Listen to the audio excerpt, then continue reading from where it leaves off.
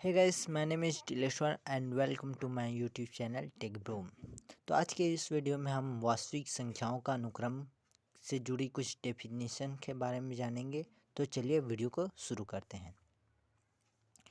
तो सबसे पहले हम जान लेते हैं अनुक्रम क्या होता है। तो अनुक्रम वास्तविक अनुक्रम कोई वास्तविक संख्या का अनुक्रम एक फलन होता है जिसका प्रांत प्राकृतिक संख्या होते हैं, पूर्णांक प्लस नंबर तथा इनका परिसर या रेंज व वास्तविक संख्याओं का समुच्चय होता है। प्रांत प्राकृतिक संख्याओं का समुच्चय होता है और परिसर वास्तविक संख्याओं का समुच्चय तथा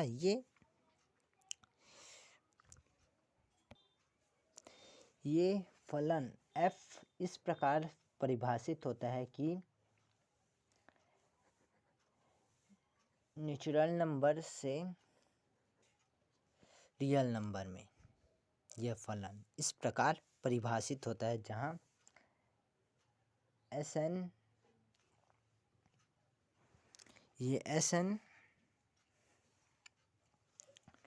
फलन Fn है, जहाँ सभी n नेचुरल नंबर के लिए। तो ये फलन इस प्रकार परिभाषित होता है। इसे हम वास्तविक संख्याओं का अनुक्रम कहते हैं। जैसे एग्जाम्पल के लिए हम ले लेते हैं, फलन दिया है हमारा fx x² और तब हम यह समुच्चय 1 4 9 ये हमारा एक अनुक्रम कहलाएगा, वास्तविक संख्याओं का अनुक्रम कहलाएगा, क्योंकि Sn x² या n², जहाँ n सभी एलिमेंट n है यानी नेचुरल नंबर और ये Sn रियल नंबर है, तो इसलिए ये हमारा एक अनुक्रम कराएगा वास्तविक संख्याओं का। अनुक्रम में हमेशा अनंत अवयव होते हैं, क्योंकि यहाँ पे n जो ये है ये अनंत तक रहता है, इसकी वैल्यू अनंत तक 1 से लेकर इन्फिनिटी तक जाएगी। लेकिन इसका जो परिसार होता है वो इन्फिनिटी ना होकर परिमित भी हो सकता है और इन्फिनिटी दोनों हो सकता है। तो इसका सीक्वेंस का परिमित अनुक्रम का परिसर ये इस प्रकार डिफाइंड होता है कि प्रत्येक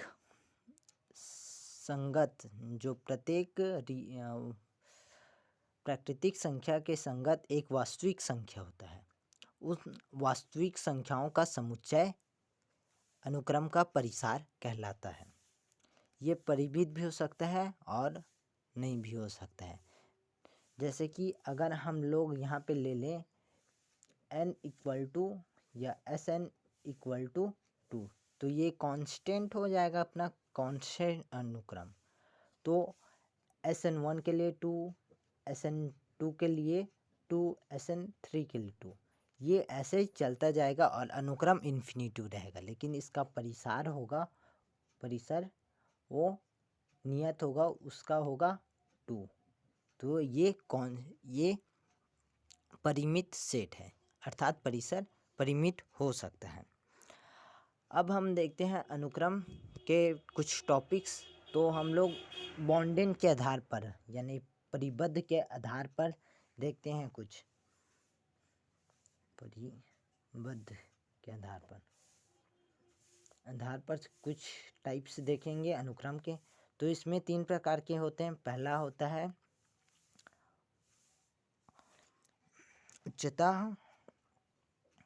उच्चतः परिबद्ध या बॉन्डेड अबाव सीक्वेंस। तो इसमें बेसिकली हमारा कोई अनुक्रम Sn है, तो इसमें एक वास्तविक संख्या m इस प्रकार होगी, n इस प्रकार होगी कि Sn के जो सभी तत्व हैं वो इस वास्तविक संख्या m के से छोटे हों या उसके बराबर हों, तब ये हमारा Sn उच्चतर परिबद्ध सीक्वेंस या अनुक्रम कहलाएगा। और इस जो m है या उस वास्तविक संख्या को हम अपर बाउंड कहते हैं या उच्चतर परिबद्ध। अब इसका हमारे पास दूसरा आता है निम्नतः परिबद्ध या निम्न परिबद्ध। तो हमारा कोई अनुक्रम है Sn, तो इसमें एक वास्तविक संख्या m इस प्रकार हो कि जो अनुक्रम के प्रत्येक एलिमेंट Sn इस वास्तविक संख्या से बड़े या इसके बराबर हो।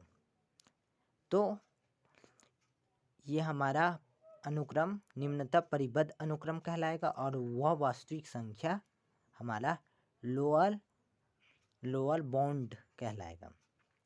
अब तीसरा बॉन्डेड होता है वो परिबद्ध होता है, यानी कि जो अपर भी हो और लोअर भी। वो अपर बॉन्डेड भी होगा और लोअर बॉन्डेड। तो इसके लिए कंडीशन है कि Sn हमारा कोई अनुक्रम Sn परिबद्ध कहलाता है यदि कोई दो वास्तविक संख्या स्मॉल m और कैपिटल M इस प्रकार हो कि